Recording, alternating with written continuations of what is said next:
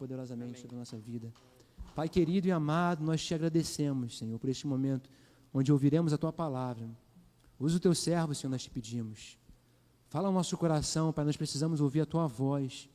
Dirija-nos uma palavra hoje, Senhor, que Ele possa ser esse canal, que da mesma forma que Ele se dedicou, Senhor, a preparar uma mensagem nessa noite, que Ele se debruçou sobre as Tuas palavras, ó Deus, para poder trazê-las para nós, expô-las para nós. Eu te peço que o Senhor venha derramar sobre a vida dele capacitação, proteção, graça, em todas as áreas, Senhor. Nós choramos, ó Deus, que o nosso coração hoje possa ser feito como uma terra fértil para receber essa palavra, Deus. Fala ao nosso interior, nós pedimos, nós choramos em nome de Jesus. Amém e amém. Saúdo a amada igreja com a paz do Senhor Jesus. Amém. Quem está feliz com Jesus, dá um glória aí. Amém. Vamos abrir, amados, a palavra do Senhor no livro de Ezequiel, capítulo 1.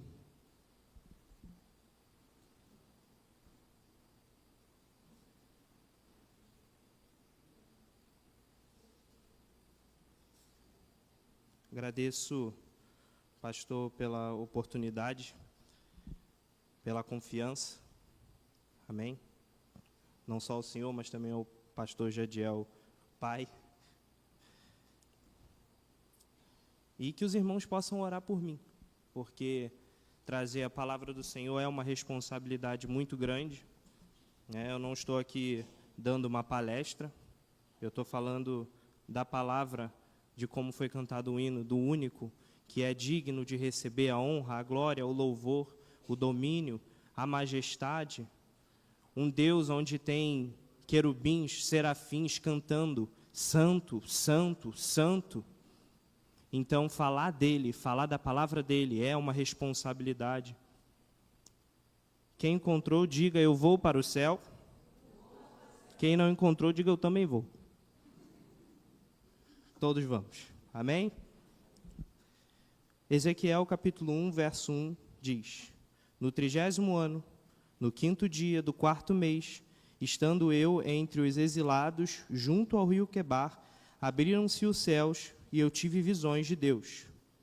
Foi no 5º ano do exílio do rei Joaquim, no 5º dia do 4º mês, a palavra do Senhor veio ao sacerdote Ezequiel, filho de Buzi, junto ao rio Quebar, na terra dos caldeus. Ali a mão do Senhor esteve sobre ele. Amém? Podem se sentar, amados irmãos, dando glória a Deus. Amém. Amém. Para que a gente possa se situar um pouquinho, do contexto histórico do profeta Ezequiel, vamos voltar um pouquinho, e aí os irmãos, se puderem colocar o texto aqui, 2 Reis 23, 31. Antes da gente chegar em Ezequiel, existia um rei chamado Josias. Ele morreu, sendo bem sucinto. O rei Josias, ele faleceu, e o rei Joacás, filho do rei Josias, ele começou a reinar no lugar do seu pai. Só que o rei do Egito, rei Neco, faraó Neco II, no verso 33, ele não concordou com essa decisão. Ele levou Joacás cativo para o Egito e colocou Eliaquim, irmão de Joacás, no reinado. E ali é o outro filho de Josias, como está escrito ali. Pôs Eliaquim, filho de Josias, como rei no lugar de Josias, o seu pai, e mudou o nome de Eliaquim para Jeoaquim. No entanto, levou Jeoacás consigo para o Egito, onde ele morreu. Jeoaquim, ele era um vassalo do Egito.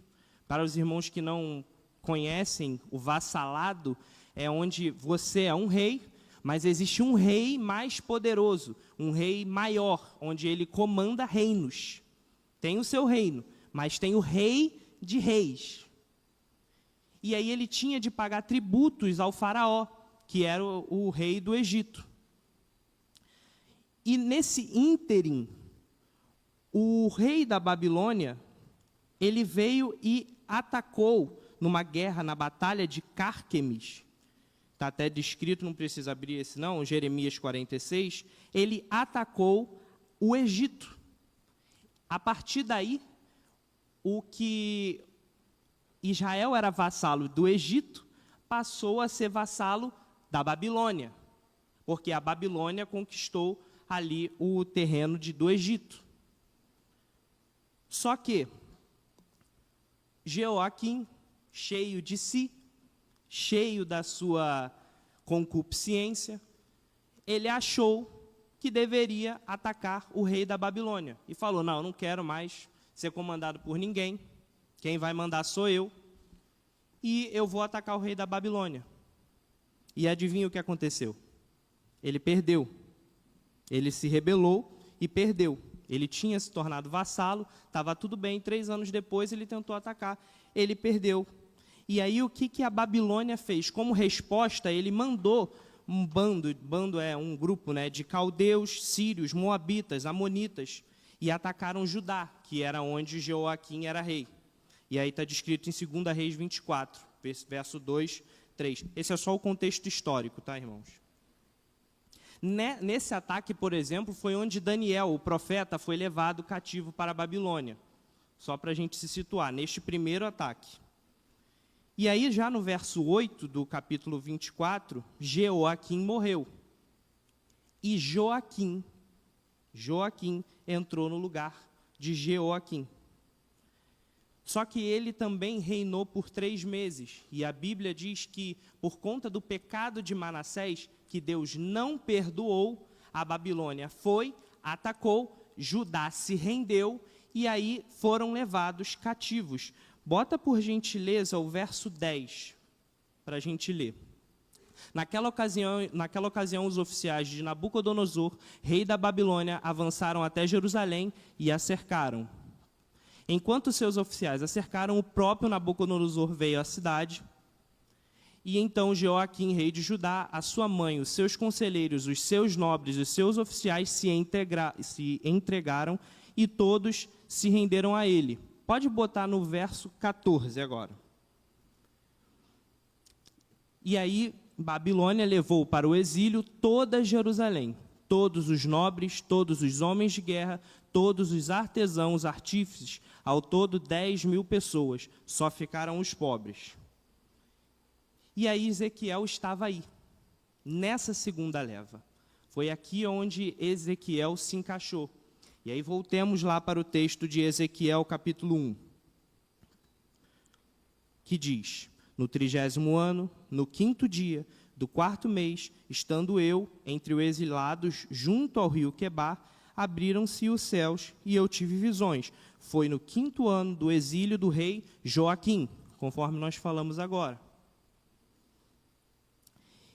E o Senhor estava trabalhando comigo nessa questão, o seguinte, primeiro, quem era Ezequiel? Quem foi Ezequiel? O curioso é que ele inicia no verso 1, dizendo, no 30º ano, no 5º dia do 4º mês. Mais à frente ele fala que ele era sacerdote.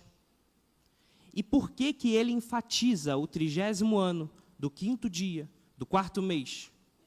Porque nesta data, com 30 anos, as pessoas, os levitas que eram preparados para o sacerdócio, eram com 30 anos, onde o ministério era assumido. E ele estava ali preso na Babilônia. A vida de um levita, a vida de um judeu em si, né, para quem é mais novo, ainda mais hoje, na época não tinha o estudo, né, de Bar Mitzvah, o Talmud, mas desde então, desde lá de trás, sim, os levitas tinham uma preparação para tomar o sacerdócio. Era muito tempo de estudo, era muito tempo de dedicação. Dos 0 aos 20 anos, até onde eu pesquisei, historicamente era puramente estudo.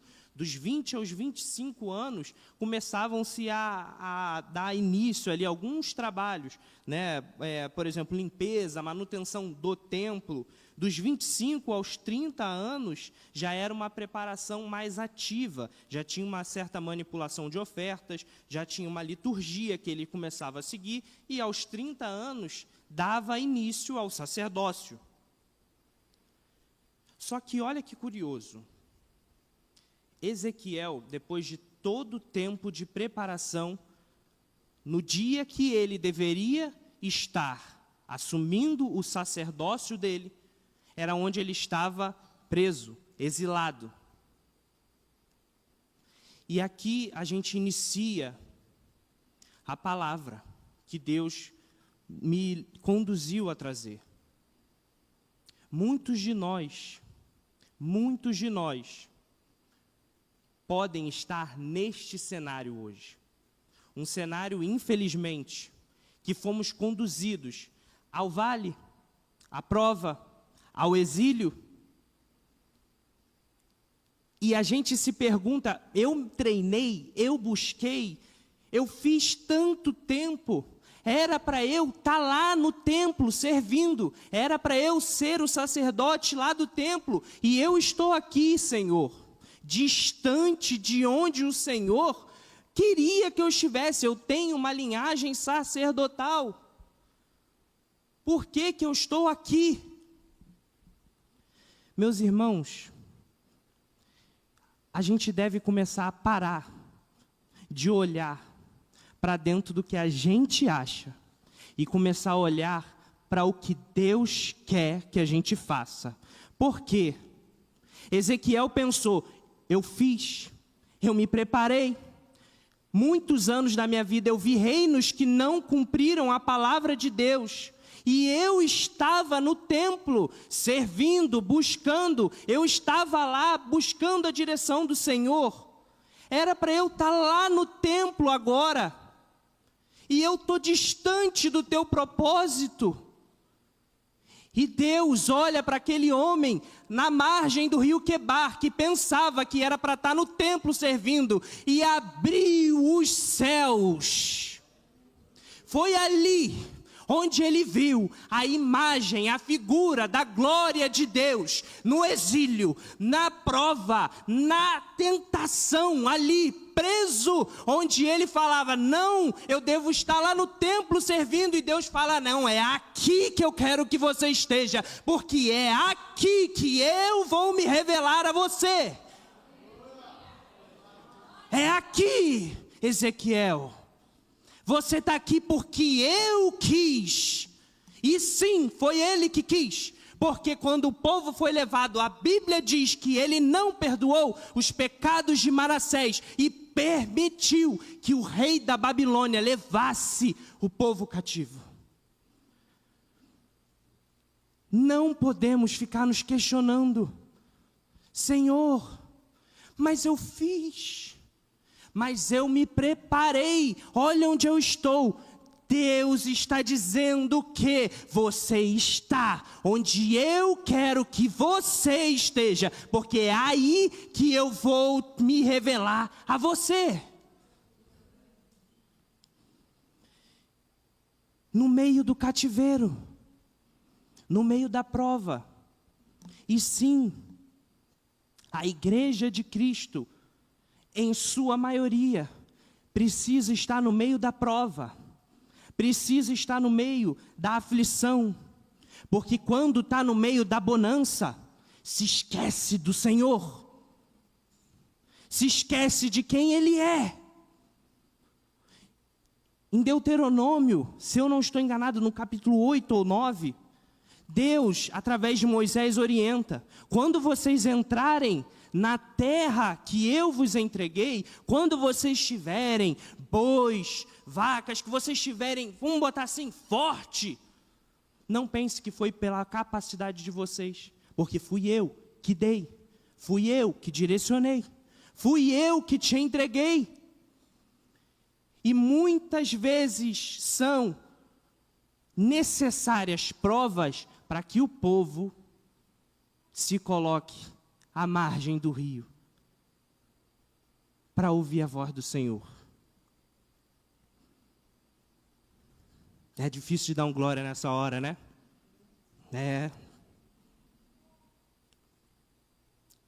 Foi ali, no meio do cativeiro, onde o céu se abriu, onde ele viu o Espírito Santo se movendo, e os anjos seguindo para cima e para baixo. E no final, ele viu o trono. Ele viu o trono. Ele viu o Senhor. E de trás do que a visão diz de uma abóboda, ele ouviu uma voz, capítulo 2, que disse: e ele me disse: filho do homem, fique em pé, pois vou falar com você. Enquanto ele falava, o Espírito entrou em mim e me pôs em pé, e ouvi aquele que me falava. Não importa onde nós estamos, não importa a situação em que estamos, para nós ouvirmos a voz do Senhor, a ordem é: fique de pé. Fique em pé, porque eu falarei contigo. Deus está querendo falar conosco. Deus está querendo falar com a igreja, mas a igreja está levando por um papel de coitado. Fica caído. Eu não estou aguentando mais. Eu não estou. Não, a ordem é: fique de pé. E ficando de pé, eu vou falar contigo. E a palavra diz que quando ele falou, o Espírito entrou e colocou a pessoa, Ezequiel, de pé. E isso me levou a alguns outros textos, onde o Senhor me conduziu a Josué capítulo 1. Josué capítulo 1 é muito curioso, porque ele inicia falando o seguinte: depois da morte de Moisés, servo do Senhor, o Senhor disse a Josué, filho de Num, servo de Moisés: o meu servo Moisés está morto. Agora, pois, você e todo este povo se preparem para atravessar o rio Jordão e entrar na terra que eu darei aos israelitas. O texto inicia dizendo que Deus falou para Josué que Moisés estava morto. Imaginem os irmãos, se coloquem no lugar de Josué. Eu também estaria com certeza nessa situação de talvez dúvida. Ele olhou, viu Moisés fazer tantas obras, tantas coisas no meio daquele povo. E Deus inicia falando: Moisés morreu. Basicamente, agora é contigo. E eu fico imaginando Josué, até dado o contexto do texto todo, de quantas vezes Deus falou para ele, que ele estava com ele, que poderia ter havido uma pergunta, um questionamento: Senhor, mas, olha, Moisés, olha, na época de Moisés, o senhor não sabe não, olha, o senhor abriu o mar. Na época de Moisés, olha, água amarga virou doce. Na época de Moisés, o Senhor cobriu o Egito com 10 pragas. Na época de Moisés, a nuvem seguia de manhã e o fogo à noite. E o povo está falando isso também. O povo está questionando. Na época de Moisés, olha como era a época de Moisés, e agora eu estou aqui. E eu imagino Deus respondendo para ele o seguinte: na época de Moisés eu fiz isso tudo. Só que o que a sua falta de coragem e fé está te impedindo de enxergar é o seguinte, que na época de Moisés, eu abri o mar vermelho, mas através de você, eu quero abrir o Jordão. Na época de Moisés, eu fiz as pragas, através de você, eu quero parar o sol e a lua. Através da vida de Moisés, eu mandei a nuvem, eu mandei o fogo, mas através de você, eu vou fazer muralhas caírem. Na época de Moisés, eu fiz isso sim, mas pasme, Josué, é através de você que eu quero cumprir a minha promessa. Não é da época de Moisés. Não é do passado, é daqui para frente. Deus quer um povo unido, um povo que acredita que o mesmo que operou obras no passado, porque é o mesmo Espírito que opera tudo em todos, o que operou no passado, ele vai operar hoje. Hoje, não importa o que aconteceu na época de Moisés. Moisés, meu servo, é morto. Deus quer usar a nossa vida para fazer obras ainda maiores. Assim como foi com Elias e Eliseu. Dá-me porção dobrada do teu espírito. Porção dobrada. Outro texto. Juízes, capítulo 4, verso 2. Em Juízes, capítulo 4, o rei de Canaã, ele conquistou o povo de Israel. E Débora era profetisa, era juíza na época. E Deus falou para ela, vai lá, fala com Baraque, reúna 10.000 do povo. E vai, porque ele vai entregar o rei de Canaã nas tuas mãos. Baraque falou, olha, eu vou, mas só se você for comigo. E resumindo, Débora falou, beleza, a honra é minha, eu vou, Deus vai nos entregar. E adivinha, venceu. Só que no capítulo 5 de Juízes, verso 7, no capítulo 5, Débora já começa a louvar a Deus. Mas o verso 7 é muito curioso, porque na versão, por exemplo, NVI diz, já tinham desistido os camponeses de Israel, já tinham desistido, até que eu, Débora, me levantei, levantou-se uma mãe em Israel.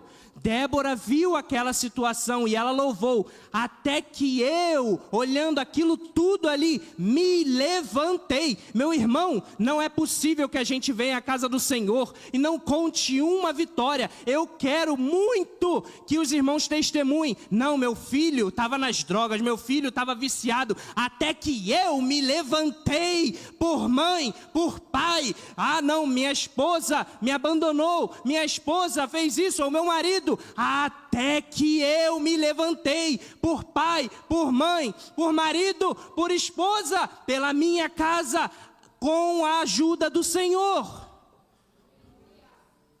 Até que eu me levantei. Deus está querendo de nós um posicionamento.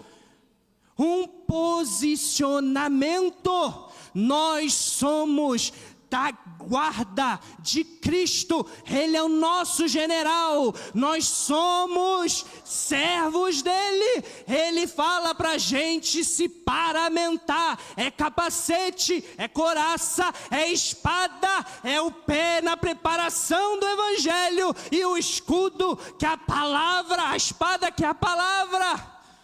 Nós somos guerreiros de Cristo. Não é possível, não existe uma igreja que não se levanta para guerrear em favor do reino. Deus quer posição. Levanta, ouve o que Ele tem a dizer. Coloque-se de pé. Muito grande é a seara, mas poucos têm sido os ceifeiros. Poucos. No Salmo 34, não precisa botar não, que eu vou listar alguns textos. No Salmo 34:17 diz: os justos clamam e o Senhor os ouve, e Ele os livra de todas as suas angústias. Isaías 40:29, dá força ao cansado, multiplica as forças aos que não têm nenhum vigor. Os jovens se cansarão e se fatigarão, e os moços certamente cairão. Mas os que esperam no Senhor renovarão as suas forças, subirão com asas de águia, correrão e não se cansarão, caminharão e não se fatigarão. Isaías 41 diz: não temas, porque eu, o Senhor, sou contigo. Não te assombres, porque eu, o teu Deus, te fortaleço.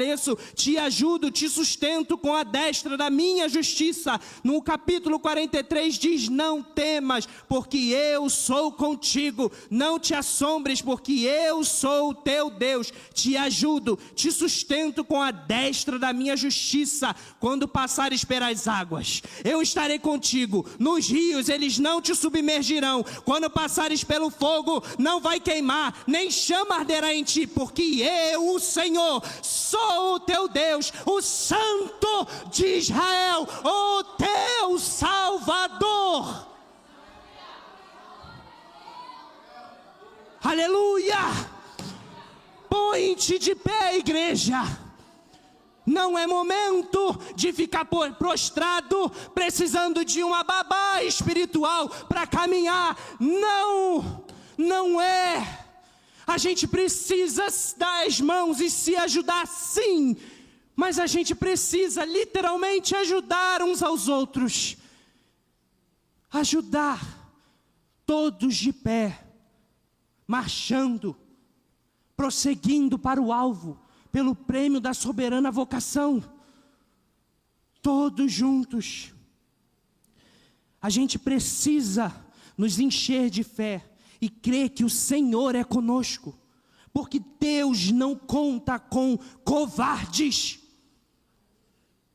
Em 2 Timóteo 1:7 diz: porque Deus não nos deu um espírito de covardia, mas de força, amor e moderação. Os irmãos lembram da Guerra dos 300, não o filme, a história bíblica, Gideão. A primeira coisa que Deus falou dos 32 mil foi: tira os medrosos.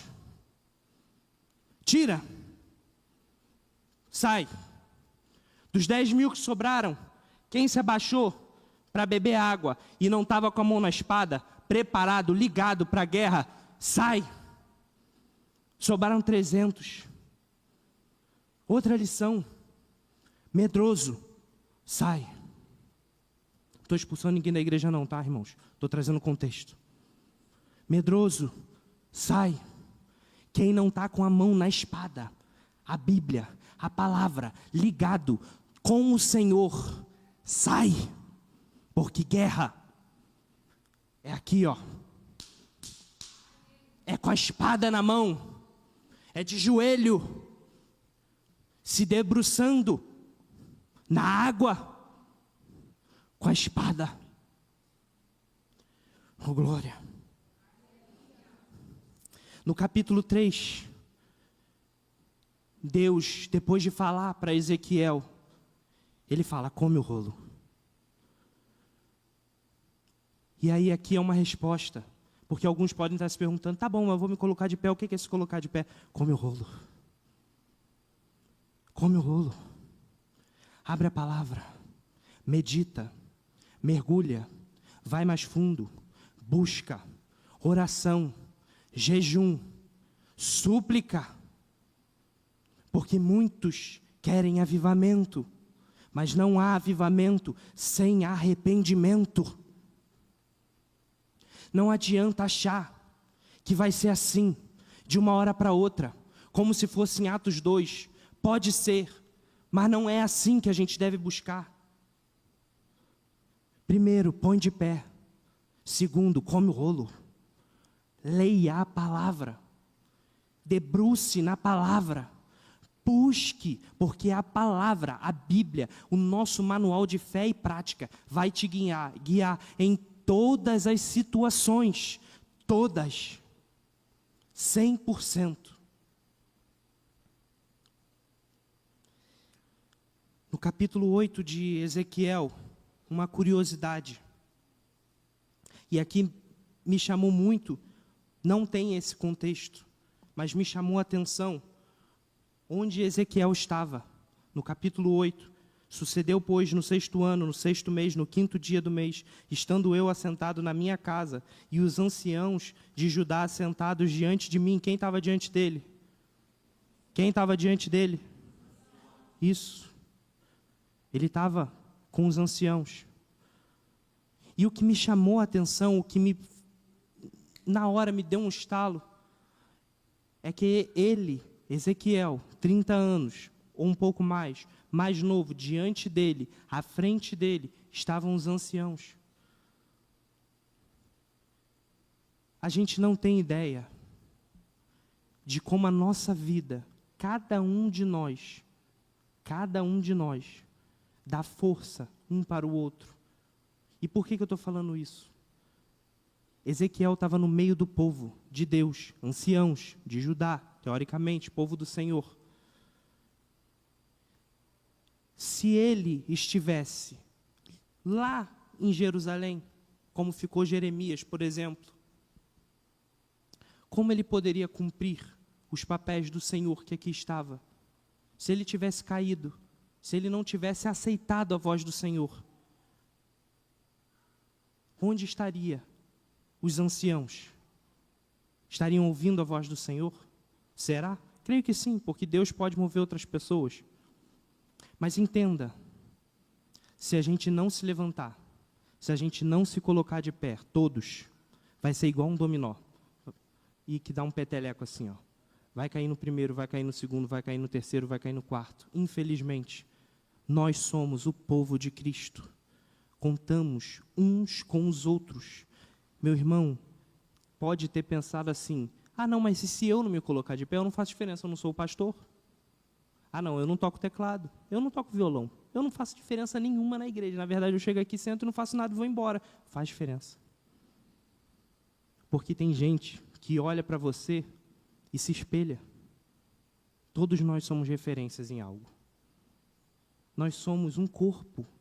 Não tem ninguém melhor do que ninguém aqui. Não é porque eu estou aqui à frente, ou a irmã que, por exemplo, está lá ao fundo da igreja, eu tenho algum destaque sobre a irmã. Pelo contrário. Pelo contrário. Nós somos o povo de Deus. A nação santa. A geração eleita. O povo adquirido por Deus. E por que a gente se encontra caído, chorando, se o nosso Deus é o nosso general de batalha? Por que a gente se encontra em posição para baixo? Onde está a adoração? Onde está o louvor da casa? Vir à casa de Deus não é nenhum por cento do que a gente deve fazer. É um pedaço. Porque vir à casa de Deus sem saber o que está fazendo aqui é como ir ao shopping. É como ir à escola, por exemplo. É como ir à escola. A nossa adoração deve ser do coração. Eu, por exemplo, não canto bem. Então, vir aqui me assistir cantar, perda de tempo. Sendo honesto, irmãos, vamos se levantar, vamos orar junto, vamos perguntar uns para os outros como você está, meu irmão. Como é que você está? O que o irmão precisa de oração? O que o irmão está precisando? Está precisando de uma cesta básica? Está precisando de oração? Está doente? Vamos lá orar. Não precisamos evangelizar, vamos embora. Sabe por quê, irmãos? Sobrecarrega. Sobrecarrega. Muita responsabilidade nas mãos de poucos sobrecarrega. E a pergunta é, onde está o amor da igreja para com a igreja, que vê o outro irmão fazendo tudo e a maioria fazendo nada? Não incomoda? Não dói? Deveria. E é por isso que Deus está mandando: fiquem de pé, levante. Vocês são guerreiros de Cristo. Nós somos guerreiros do Altíssimo.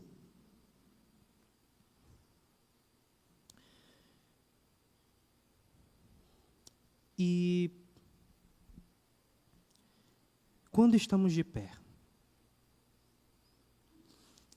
Ezequiel capítulo 37 é uma das passagens mais famosas do livro de Ezequiel, uma das, o vale dos ossos secos, sequíssimos. Eu procurei, eu não encontrei nenhuma menção onde dizia que Ezequiel estava caído, sentado, prostrado, abatido, nesta passagem. Ele estava recebendo de Deus, estava trabalhando, estava em pé, na posição. E aí Deus pegou Ezequiel e conduziu ele ao vale dos ossos sequíssimos. E disse, veio a mim, no Ezequiel 37, veio sobre mim a mão do Senhor, e ele me fez sair em espírito e me pôs no meio de um vale que estava cheio de ossos secos. E me fez passar em volta deles, e vi que eram muito numerosos sobre a face do vale, e eis que estavam sequíssimos. Verso 7. Então profetizei, como se me deu ordem. Ezequiel, quando estava de pé, Deus falou, vai lá e profetiza para o vale dos ossos secos que haverá vida. Enquanto ele estava lá caído, Deus ordenou, fica de pé. Mas quando está de pé, chega na frente do vale dos ossos secos e diz, profetiza que vai haver vida. E houve um ruído, enquanto eu profetizava, e eis que fez-se um rebuliço, e os ossos se achegaram, cada osso ao seu osso. Meu irmão, não importa a situação, não importa o vale que a gente possa estar encarando, se Deus mandou a gente levantar, levanta, porque quando estiver de pé, no vale dos ossos secos, Ele vai falar, profetiza! Profetiza, e vai haver vida. Eu creio. No livro do profeta Ezequiel, foram feitas algumas profecias a favor do povo de Israel. Mas, até pautado no texto que foi mencionado na escola bíblica, não há grego nem judeu, não há mais Israel, somos todo um povo. Eu tomei para mim, e gostaria muito que os irmãos tomassem as profecias aqui descritas nesse livro, porque Deus é o mesmo ontem e hoje, e eu tenho certeza que Ele quer o melhor para o seu povo. Ezequiel capítulo 11, tema 1, o Senhor reunirá o seu povo disperso. Ezequiel capítulo 11, verso 16. Portanto dize, assim diz o Senhor Deus, embora eu os tenha lançado para longe, entre os pagãos, e embora eu os tenha espalhado entre as nações, ainda assim, eu serei para eles como um pequeno santuário, nas regiões para onde eles virão. Portanto dize, assim diz o Senhor, hei de ajuntar-vos do meio do povo, vos reunirei para as nações onde fostes espalhados, e vos darei a terra de Israel. E o Senhor estava palestrando comigo, porque eu creio que tem pessoas que oram por um parente, por um pai, por uma mãe, por um filho que está distante. E aí, através disso, dessa palavra, eu lanço a palavra profética que Deus vai ajuntar o seu povo. A oração do justo pode muito em seus efeitos. Aquele irmão lá que passou pela sua cabeça enquanto eu falei, é esse aí que Deus quer pegar e ajuntar no meio do povo dele. É esse, o difícil, aquele carne de pescoço, é esse. Porque Deus é um Deus do impossível. O segundo ponto, ainda em Ezequiel 11, no verso 19, o Senhor dará ao seu povo um novo coração e um novo espírito. Verso 19, e eu lhes darei um só coração, e colocarei um espírito novo dentro de vós, e tomarei o coração de pedra para fora, e lhes darei um coração de carne, para que eles possam andar nos meus estatutos, e guardar as minhas ordenanças, e as cumpri-las, e eles serão o meu povo, e eu serei o seu Deus. E não só isso, o Senhor não só complementando, Ele vai limpar do povo a sua impureza. Ezequiel 37, 23, não mais se contaminarão com os seus ídolos, nem com suas coisas detestáveis, nem com qualquer uma das suas transgressões, mas eu os livrarei de todas as suas habitações em que pecarem, e eu os limparei, assim eles serão o meu povo, e eu serei o seu Deus. Igreja, Deus falou, eu serei o seu Deus. E o último ponto, ainda em Ezequiel 37, e esse, pastor, se puder tocar aqui, eu estou igual a Eliseu, preciso de um tangedor para profetizar. Fica à vontade. O Senhor estabelecerá a sua morada permanente no meio do povo de Israel, o povo de Deus. 26, Ezequiel 37, 26. Além disso, eu farei um pacto de paz com eles. Será um pacto perpétuo com eles. E eu os estabelecerei e os multiplicarei e colocarei o meu santuário no meio deles para sempre. O meu tabernáculo também estará com eles. Sim, eu serei o seu Deus e eles serão o meu povo. E os pagãos saberão que eu, o Senhor, santifico a Israel quando o meu santuário estiver no meio deles. O Senhor reunirá o seu povo disperso, limpará o coração e o povo da sua impureza. Ele dará um novo coração e um novo espírito, e estabelecerá a sua morada permanente no meio do povo de Deus. Me ajuda aqui, varão. Me deixa sozinho, não.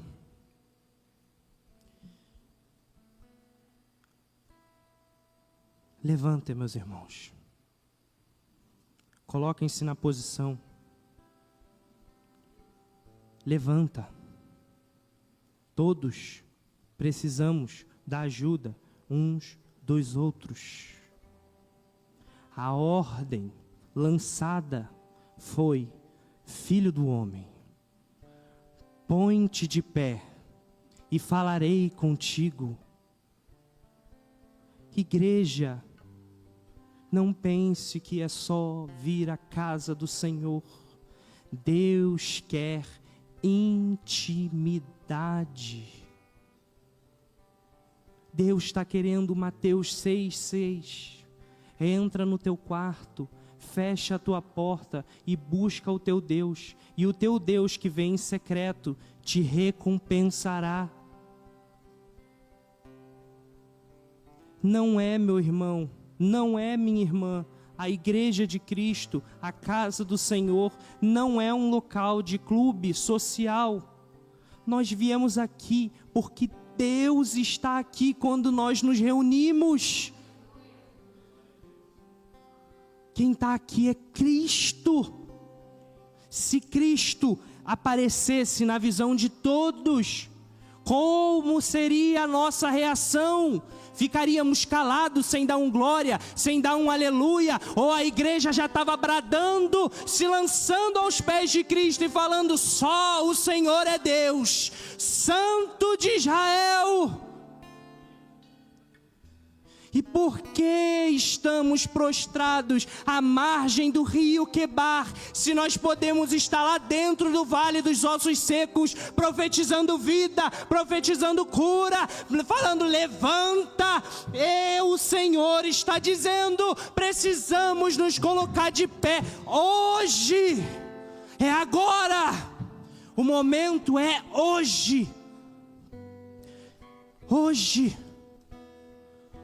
Esquece o passado, esquece o que aconteceu, não importa o que houve, Deus está falando que vai fazer obras maiores neste lugar.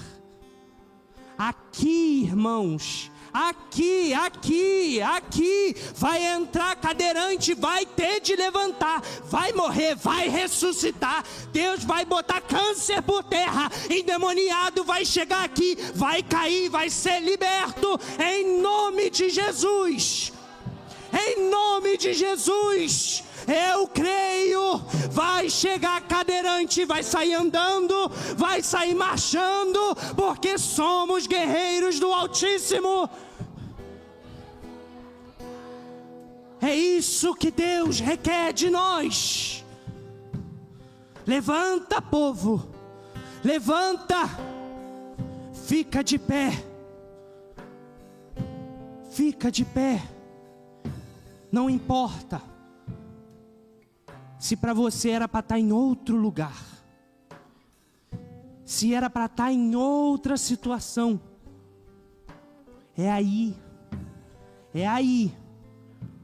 onde você está, que é onde você vai ver o trono. O trono, o céu vai abrir aí no vale, é aí. É nessa posição de submissão, no vale, onde Deus vai se revelar. Eu vou cantar. Eu vou cantar alguns hinos e peço que a igreja cante. Cante como se fosse uma oração. Porque para mim foi a época. Porque todo mundo passa pelo vale. Todo mundo passa pela prova. E há um tempo atrás, falava: poxa, Senhor, o Senhor me escolheu, a mim, para ser teu servo, para te servir. Eu não mereço. Eu não mereço. E aí, ouvindo uma pregação do pastor Josué Brandão, ele começou a cantar um hino que veio como resposta. Não sei se o pastor conhece. Pode ser, se quiser me acompanhar ali no...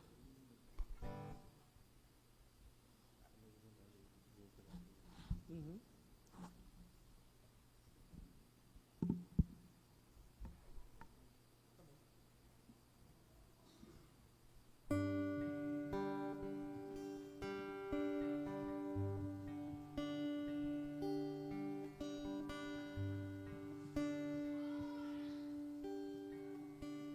E ali ouvindo aquela pregação, o louvor tocado foi: porque me resgatou, porque me trouxe aqui, porque me queres, Deus, tanto assim. Se contra o céu pequei e contra ti também, minha vida eu destruí.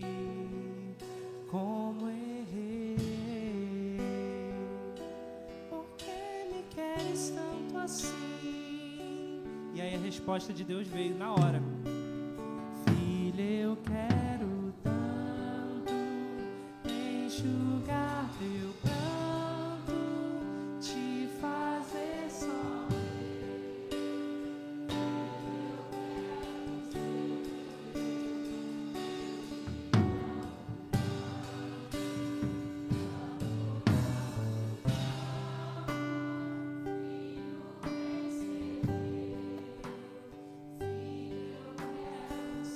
De novo.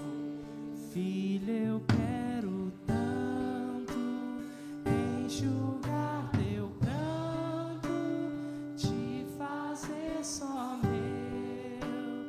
Filho, eu quero ser teu Deus, eu te amo tanto,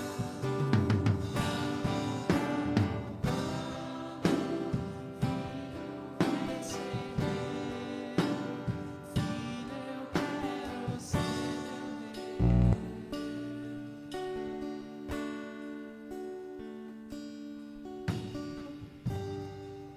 E aí foi onde eu entendi que não importa quem nós somos, não importa a situação, não importa onde estamos, quando Ele chega, a situação muda. Quando Ele chega, tudo precisa mudar.